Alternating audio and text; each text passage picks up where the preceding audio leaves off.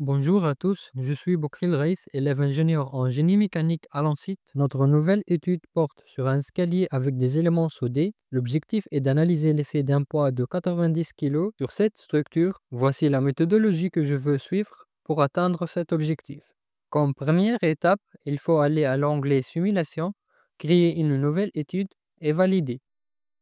Ensuite, il faut sélectionner la structure avec le bouton droit, appliquer un matériau, choisir l'acier AISI 304, puis valider et fermer.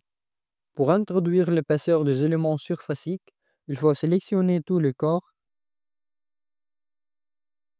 cliquer avec le bouton droit, choisir modifier la définition, entrer 4 mm, puis dans le paramètre décalage, choisir face inférieure et valider. Il y a une exception pour certaines pièces dont l'épaisseur est de 5 mm. Pour cela, il faut suivre la même procédure et modifier l'épaisseur.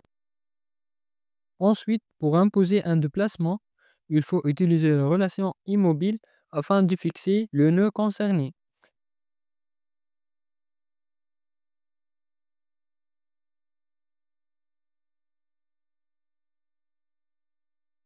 Pour appliquer la charge, aller dans Chargement externe, choisir Force, sélectionner la face concernée, entrer 900 N, puis valider.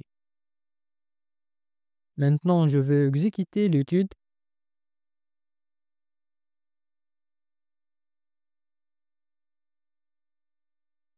Pour bien comprendre et vérifier la résistance de notre structure, je veux répondre à deux questions. Quelle est la contrainte axiale maximale de poutre avec 3 décimales et quelle est la contrainte maximale en mégapascal sur la partie mise en évidence par la lettre D? Pour répondre à la première question, il faut double-cliquer sur le résultat de contrainte, cocher échelle réelle d'affichage, ainsi que affichage de poutre, changer l'unité en mégapascal,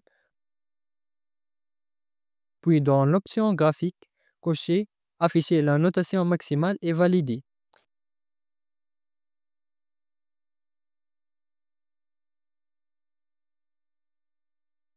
La contrainte maximale est de 1,767 mégapascal.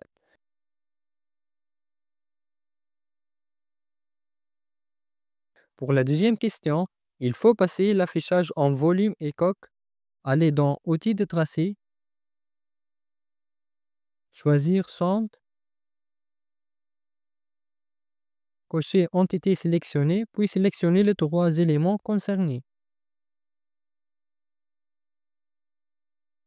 Enfin, cliquez sur Mettre à jour.